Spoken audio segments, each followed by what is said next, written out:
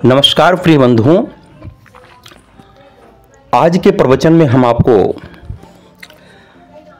बताना चाहेंगे कि वास्तव में रोगी कौन है। वास्तव में रोगी कौन है, यह बहुत ही यथार्थ शब्द है। रोगी तो सभी हैं भैया। संसार में रोग किसे नहीं है, लेकिन यथार्थ में रोगी कौन है,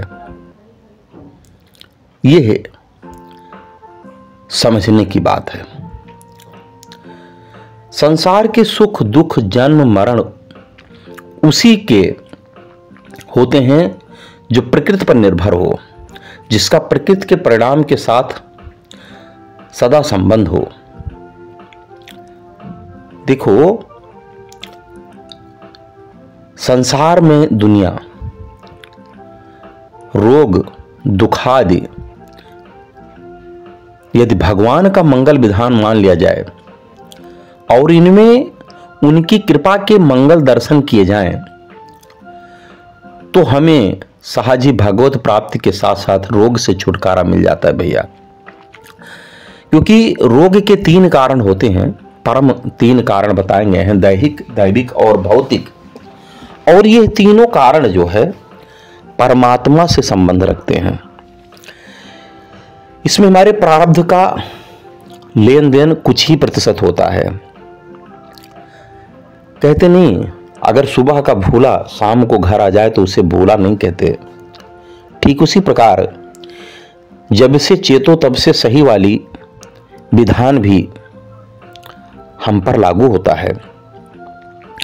यदि हम गहराई से देखें तो संसार के रोग दुख आदि तो प्रत्येक दृष्टि से मंगलमय और कल्याणकारी हैं। अब आप सोचेंगे कैसे? तो देखो, रोग से शरीर में एकत्रित विकार निकलते हैं, इससे शरीर शुद्ध हो जाता है। दूसरा, रोग दुख इत्यादि से अशुद्ध प्रारब्ध कर्म का भोग होकर उसका नाश हो जाता है, इससे इंसान के कर्म की शुद्धि होती है। तीसरा है, रोग दुखादि के समय मनुष्य बड़ा विनम्र हो जाता है, उसके मन में वैराग्य सा आ जाता है, दूसरों के दुखों का उसके भान होने लगता, अनुमान होने लगता है, उसका अभिमान गलने लगता है और भगवान की स्मृति होती है, इससे मन की शुद्धि होती है। इस दृष्टि से रोग दुख शरीर कर्म तथा मन को शुद्ध करने के लिए ही आते हैं। देखिए, सांसारिक रोग दुख तथा मरण से वही डरता है जो शरीर को ही आत्मा मानता है, अथवा जिसका जग में नाटक के सूत्रधार भगवान की मंगलमयी लीला में विश्वास नहीं होता है। संसार यदि भगवान की लीला है तो सृष्टि तथा प्रलय दोनों ही उनकी लीला के दो दृश्य हैं। जन्म और मृत्यु दोनों ही उनकी लीलाओं के दो अनिवार्य अंग हैं। प्रसूति गृह के सुगंधित मंगल प्रदीप की ज्योति और शमशान में चिता की चटकती दुर्गंधमयी अग्नि दोनों ही भगवान की मंगलमयी लीला हैं।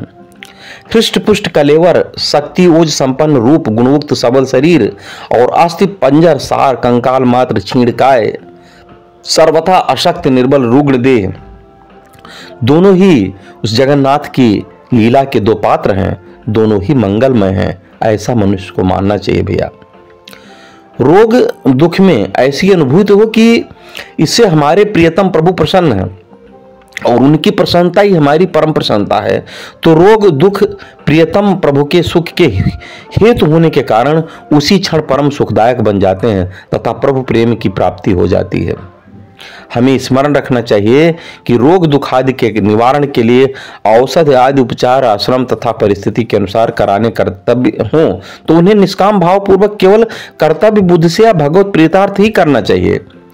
रोग दुखनाक की आशा कामना से तथा शरीर एवं प्राण पदार्थ की ममता को लेकर नहीं करना चाहिए। जैसे भगवान ने अर्जुन से कहा था कि देखो अर्जुन, हे पार्थ, तुम आशा रहित ममता रहित और कामना ज्वर से मुक्त होकर युद्ध करो और सब कर्मों का मुझ में निक्षेप कर दो। इसी प्रकार तुम्हारा प्रत्येक कर्म भगवत प्रीत्यर्थ, भगवान के आज्ञा पालन के लिए और भगवत विधान की पूर्णता के लिए हो। किसी अहंता, ममता, कामना, आसक्ति से प्रेरित ना हो तो सब कुछ शुभ होगा, यानी कि आप विजयी होंगे।